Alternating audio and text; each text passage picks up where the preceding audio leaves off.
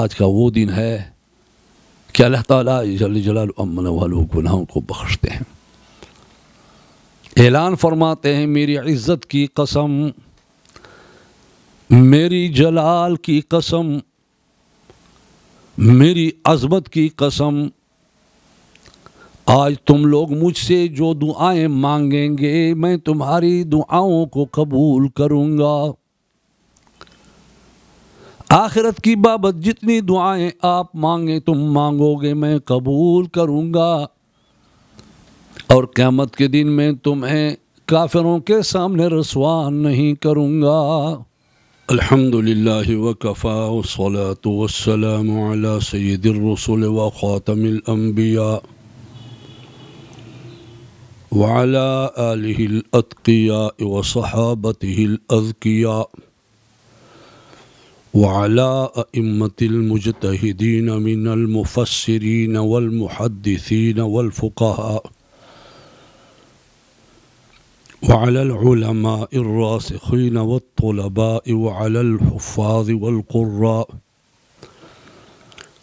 أما بعد فأعوذ بالله من الشيطان الرجيم، بسم الله الرحمن الرحيم، ربنا أنزل علينا مائدة من السماء تكون لنا عيدا لأولنا وآخرنا وآية منك وارزقنا وأنت خير الرازقين، وقال عليه الصلاة والسلام إن لكل قوم عيدا وهذا عيدنا، أو كما قال النبي صلى الله عليه وسلم صدق الله العلي العظيم وصدق رسوله النبي الكريم۔ محترم و مکرم معزز سامعین، اللہ تعالی جل جلالہ امن والہ نے آج ہم پر بہت فضل و کرم اور احسان کیا ہے کہ رمضان المبارک کے روزوں، تراویح اور عبادات کی توفیق سے مالا مال فرمایا، اور آج ہم پر خیر و عافیت کے ساتھ عید الفطر لایا اور ہمیں ان کی خوشیاں نصیب فرمائیں۔ میرے محترم بھائیوں اور دوستو،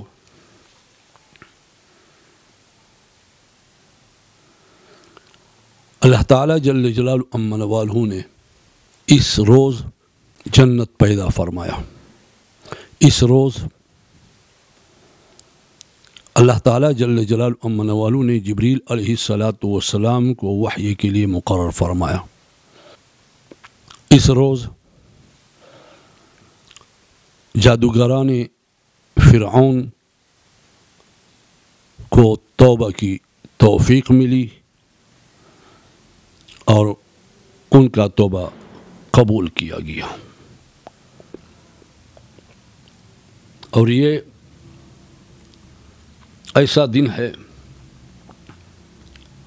کہ اللہ تعالیٰ جل جلالہ امن والہ نے اس روز ایک درخت پیدا فرمایا ہے جس کو طوبہ کہا جاتا ہے، جس کے متعلق آتا ہے شجرۃ طوبہ ما يعلم طولها الا اللہ، يسير الراكب تحت غصن من اغصانها 70 خریفہ، کہ اللہ تبارک و تعالیٰ نے ایک درخت طوبہ پیدا فرمایا ہے۔ کتنی لمبی ہے اس کی لمبائی کا علم صرف اللہ تبارک و تعالیٰ کو ہے۔ اس کے شاخوں میں سے ایک شاخ کی نیچے سوار سفر شروع کرے، 70 سال تک وہ چلتا رہے گا لیکن ایک ٹہنی کو ختم نہیں کر سکے گا. اور بعض روایت میں آتا ہے کہ اگر 5 سالہ اونٹ اس پر آدمی بیٹھے، اس کو دوڑائے اور اس درخت کے تنے سے دوڑاتا رہے، وہ بوڑھا ہو کر اس کی ہڈیاں ختم ہو جائیں گی، لیکن اس درخت کے ایک تنے کو وہ سر نہیں کر سکے گا. تو یہ بہترین درخت جو کہ سونے سے بنا ہوا ہے، وہ اس امت کے لیے اس دن پیدا کیا گیا ہے. تو یہ دن خوشی کا دن ہے، لیکن کھیلنے کے لیے یہ دن نہیں ہے.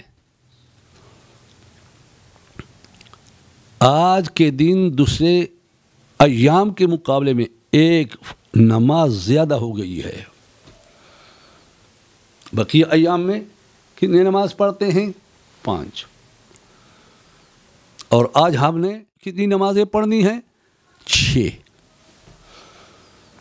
اشارہ ہے اس بات کی طرف کہ تم خوشیاں مناؤ گے، لیکن میری طاعت اور میری فرما برداری کے تحت. تم آزاد نہیں ہو، تم بندگی کے ساتھ خوشیاں مناؤ گے. تو یاد رکھو، ھذا الیوم یوم عید، یہ عید کا دن ہے، خوشی کا دن ہے، لیکن لمن اطاع اللہ ورسولہ، اسے اللہ اور اللہ کے رسول کی اطاعت کی. ورنہ ھذا الیوم یوم الوعید لمن عصى اللہ ورسولہ، یہ وعید کا دن ہے. اس آدمی کے لیے وعید کا دن ہے جس نے اللہ اور اللہ کے رسول کی نافرمانی کی. اللہ تعالی ہمیں بچائے. ورنہ اگر آپ لوگ کہتے ہیں کہ میرے کپڑے اچھے ہیں، تو ذرا اس کو بھی دیکھیں کہ کل قبر میں جاتے وقت آپ کو چند گز کفن کا ٹکڑا تیرا لباس ہوگا، اور وہ سینکڑوں ہزاروں سال جب تک قیامت نہیں آئے گی آپ کا لباس یہی ایک ہی کفن ہوگا. اس لیے لباس التقوی کو اختیار کریں، اللہ سے ڈرنے کا لباس اختیار کریں. اگر آپ کہتے ہیں کہ میرے جسم میں سے خوشبو آ رہی ہے، ایسی عظیم خوشبو مجھے ملی ہے، ٹھیک ہے، لیکن وہ قبر کا دن بھی یاد رکھیں کہ تمہارے اور میرے جسم سے بدبو آئے گی، پھر صرف ہڈیاں رہ جائیں گی اور سارا گوشت کیڑے کھا جائیں گے. پھر یہ ہڈیاں بھی گل سڑ کر مٹی ہو جائیں گے. اگر آپ کہتے ہیں کہ میری کوٹھیاں ہیں، اس پر غرور نہ کرنا. تمہاری کوٹھی، تمہارا محل، تمہارا مکان، تمہارا گھر تمہاری قبر ہوگی. اس قبر میں آپ نے لیٹنا ہے، قیامت تک اسی میں رہیں گے. نہ آپ کے لیے آکسیجن کا بندوبست ہوگا، نہ اے سی کا بندوبست ہوگا، نہ ہیٹر کا بندوبست ہوگا، معمولی سا چراغ بھی نہیں ہوگا. ہاں، اگر اعمال ہوں تو وسعت نظر تک قبر کو وسعت دی جائے گی اور پھر جنت کی طرف سے کھڑکی بھی کھولی جائے گی، اور تمہیں کہا جائے گا نم کنوم العروس، دلہن کی طرح سو جاؤ۔ تو میرے محترم بھائیوں اور دوستو، یہ آج دوسروں پر فخر کرنے کا دن نہیں ہے، آج لہو لعب کا دن نہیں ہے، آج اللہ تبارک و تعالی کی عبادت، بندگی اور دوسروں کے ساتھ احسان مہربانی کا دن ہے۔ دیکھو بھائی،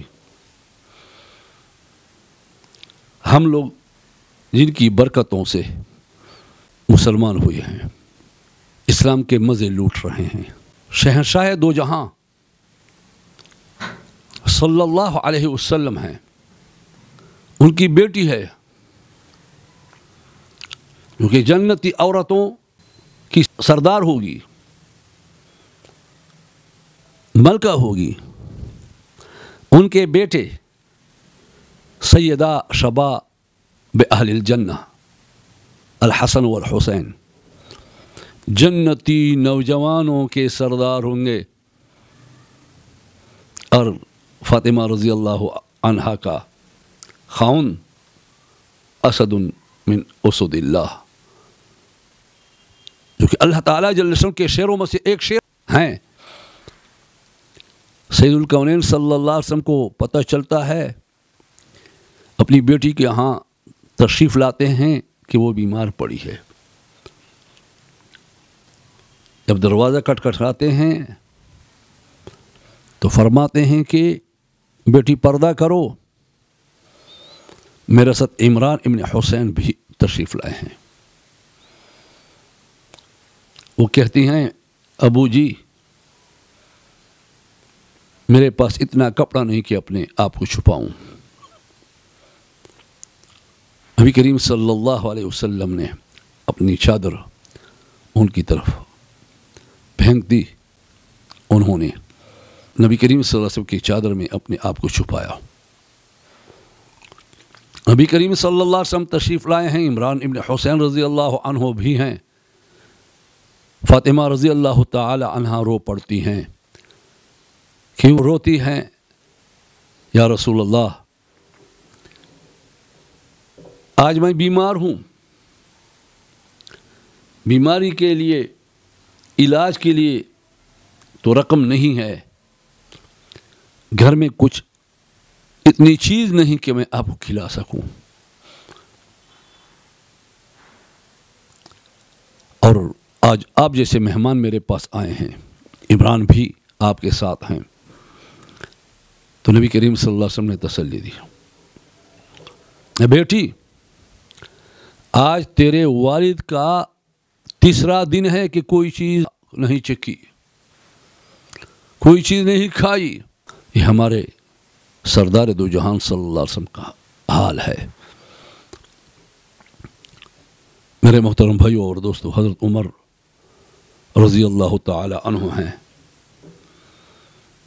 عید کے دن اپنے بیٹے کو دیکھتے ہیں کہ کپڑوں میں پیون لگے ہوئے ہیں، اپنے شہزادے سے کہنے لگے کہ بیٹے کہ آج آپ خوش ہیں؟ انہوں نے کہا ابو جی خوش کیوں نہیں ہوں گا،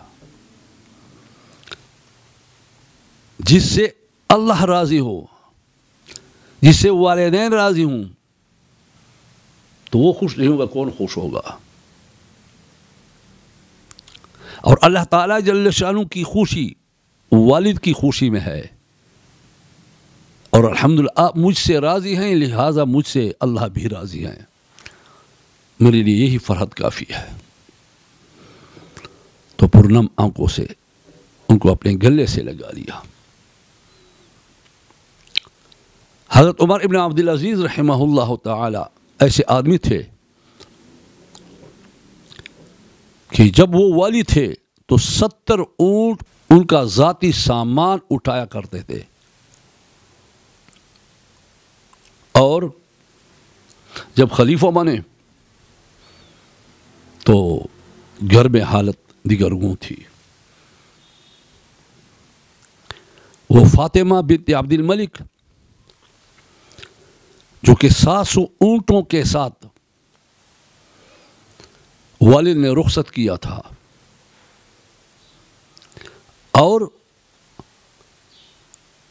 والد نے اس کو 700 اونٹوں کے ساتھ رخصت دی تھی، ساتھ ساتھ ایک نگینہ دیا تھا جو کہ اس کی حکومت کے نصف سے زیادہ قیمتی تھا. اور یہ فاطمہ تو بنت عبد الملک، اس کے 2 بھائی بادشاہ گزرے تھے. اس کا والد بادشاہ گزرا تھا، اس کا دادا بادشاہ گزرا تھا، خاوند بھی بادشاہ ہے. لیکن گھر میں کیا حال ہے؟ جب حضرت عمر ابن عبد العزیز رحمہ اللہ تعالی بادشاہ بنتے ہیں، خلیفہ بنتے ہیں، تو ان میں تبدیلی آ گئی. سب سے پہلے اپنی بیوی سے ابتدا کی اور اپنے آپ سے سب کچھ بیت المال میں واپس کر دیا کہ غریبوں کا حق ہے، یہ ہمارا حق نہیں ہے. پھر حالت ایسی آتی ہے، ایک دن بیٹی کو آواز دیتے ہیں، وہ آواز کا جواب نہیں دیتی، پھر آواز جواب نہیں ملتا، پھر آواز جواب نہیں ملتا. کہنے لگے کیسی نافرمان اولاد کہ 3 دفعہ آواز دے دی لیکن جواب نہیں مل رہا. تو فاطمہ بنت عبد الملک نے کہا آپ کو پتہ ہے آپ کی بیٹی کا ایک شلوار ہے، وہ چاک شدہ ہے، اس کے سینے میں وہ مصروف ہیں، وہ باہر نہیں نکل سکتی. ایک دن گھر آتے ہیں اپنے بچوں سے، جب ملتے ہیں تو بیٹے بیٹیاں بیوی ہر ایک بات کرتے وقت منہ پر ہاتھ رکھ رہے ہیں. وہ حیران ہو گئے، خادمہ سے کہنے لگے، لونڈی سے، کہ یہ کیا حال ہے؟ سب آج مجھ سے منہ چھپا رہے ہیں، منہ پر ہاتھ رکھ رہے ہیں، یہ کیوں؟ تو کہنے لگی کہ آپ کے گھر میں روٹی کے ساتھ کھانے کے لیے کوئی چیز نہیں تھی. ان کو ایک پیاز ملا، اس کو ٹکڑے کر کے اس کے ساتھ روٹی کھا لی. اب وہ کہتے ہیں کہ ہمارے منہ سے بدبو آئے گی، امیر المؤمنین کو اس سے تکلیف پہنچے گی، اس وجہ سے منہ پر ہاتھ رکھتے ہیں. اور ایک دفعہ اپنے خادم کو کہا 8 درہم دے دیے کہ بازار سے میرے لیے چادر لے آ. جب انہوں نے چادر لے آئی تو کہنے لگے کہ تو بہت نرم ہے، یہ میرے مناسب نہیں ہے، اس سے کچھ کم قیمت والا لے آئیں. تو خادم ہنسنے لگا. آپ نے کہا کیوں ہنستے ہو؟ انہوں نے کہا کہ خلافت سے پہلے آپ نے مجھے 800 درہم دیے تھے کہ ایک چادر میرے لیے لا. جب میں نے وہ چادر خریدی 800 دراہم میں، آپ نے دیکھا، آپ نے کہا یہ میرے لائق نہیں ہے، اس کو واپس کرو، کوئی اچھا سا چادر لے آؤ. تو اس وقت آپ کو 800 دراہم کا کپڑا ناپسند، اب صرف 8 درہم میں اپنے آپ کو اس کے لائق نہیں سمجھتے. عید کا دن ہے، گھر میں بیوی نے کہا کہ بچیاں رو رہی ہیں، کیوں روتی ہیں؟ ہم باہر نہیں نکل سکتی، لوگ ہمیں تانا دیں گے کہ امیر المؤمنین کی بیٹی اور یہ کپڑے۔ مجبور ہو کر اپنے خزانچی جو کہ ان کے خود زر خرید غلام تھے، بیت المال کے خزانچی مزاحم کو بلایا کہ مجھے 1 مہینے ایڈوانس تنخواہ دے دیں۔ انہوں نے کاغذ قلم پکڑایا کہ حضرت آپ اس پر ضمان نہ دیں کہ میں 1 مہینے تک زندہ رہوں گا پھر دے دوں گا۔ تو وہ رو پڑے کہ میں تو 1 ساعت کے لیے ضمانت نہیں دے سکتا، اور پھر خوش ہوئے کہ الحمدللہ اللہ پاک نے مجھے ایسا خزانچی دیا ہے کہ مجھے آخرت یاد دلا رہا ہے۔ پھر بیٹوں کو کہا بیٹیو صبر کرو، تمہارے والد کا جسم کمزور ہے، اللہ تعالیٰ جل شانہ کے عذاب اور جہنم کی آگ برداشت نہیں کر سکتا۔ حضرت عمر ابن عبدالعزیز رحمہ اللہ تعالیٰ وہی صاحب تھے جو ان کے دور حکومت میں بھیڑیا اور بکری ایک ہی تالاب سے پانی پی رہے تھے،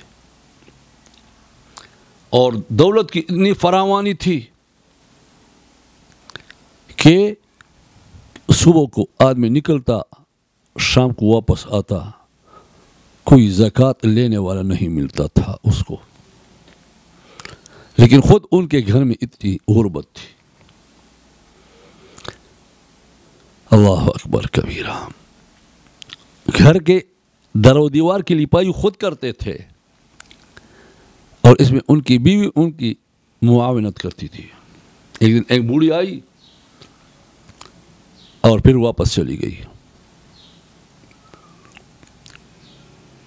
فاطمہ بنت عبد الملک نے آواز دی، کیوں بوڑھی اماں؟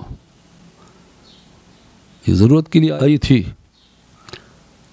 لیکن یہاں ان کے گھر کے سامنے میں نے نوکر دیکھ لیا، اس کے ساتھ نوجوان عورت دیکھی، ان کو شرم نہیں آتی، ایک دوسرے سے بات کرتے ہیں اور ایک دوسرے کی طرف دیکھتے ہیں، تو میں اس لیے واپس چلی گئی۔ تو انہوں نے کہا کہ یہ امیر المؤمنین ہے، یہ نوکر نہیں ہے، اور میں اس کی بیوی فاطمہ بنت عبد الملک ہوں۔ تو وہ حیران ہوگی کہ یا اللہ یہ کیا ماجرا ہے، اور ان کی حکومت کتنی تھی؟ 1.3 کروڑ مربع کلومیٹر،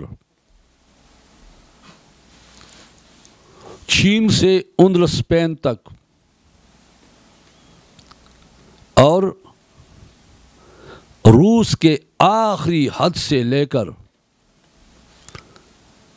افریقہ تک، اور نصف فرانس تک ان کی حکومت تھی۔ تقریباً 50 ممالک آج کل اس کے تحت آتے ہیں، اتنی بڑی حکومت تھی، لیکن غربت انہی کے گھر میں ڈیرے لگائی ہوئی تھی۔ وجہ کیا کہ وہ اللہ سے ڈرتے تھے۔ تو ان کی عید ایسی تھی اور ہماری عید کیسی ہے؟ اس وجہ سے آپ لوگوں سے گزارش کرتا ہوں کہ اپنی عید میں غرباء کا خیال رکھیں، عید میں فضول خرچی نہ کریں، اور آج کا وہ دن ہے کہ اللہ تعالیٰ جل جلالہ امن والوں گناہوں کو بخشتے ہیں۔ اعلان فرماتے ہیں، میری عزت کی قسم، میری جلال کی قسم، میری عظمت کی قسم، آج تم لوگ مجھ سے جو دعائیں مانگیں گے میں تمہاری دعاؤں کو قبول کروں گا۔ آخرت کی بابت جتنی دعائیں آپ مانگیں تم مانگو گے میں قبول کروں گا، اور قیامت کے دن میں تمہیں کافروں کے سامنے رسوا نہیں کروں گا۔ تو آج موقع ہے اللہ تعالیٰ جل جلالہ امن والوں سے اپنے لیے بھی، اپنے مسلمان بھائیوں کے لیے بھی، فلسطینی مسلمانوں کے لیے بھی، اور اسی طرح KPK اور بلوچستان اور آس پاس کے ممالک میں جتنے بھی مسلمان ہیں ساروں کے لیے، سب کے لیے دعا مانگے اللہ تبارک و تعالیٰ سے کہ ان کو خیر و عافیت کی زندگی نصیب فرمائے۔ دہشت گردی کی جو لہر آئی ہوئی ہے پاکستان میں، اللہ تبارک و تعالیٰ اس کو ختم کرے اور ہمیں چین و سکون کی زندگی نصیب فرمائے۔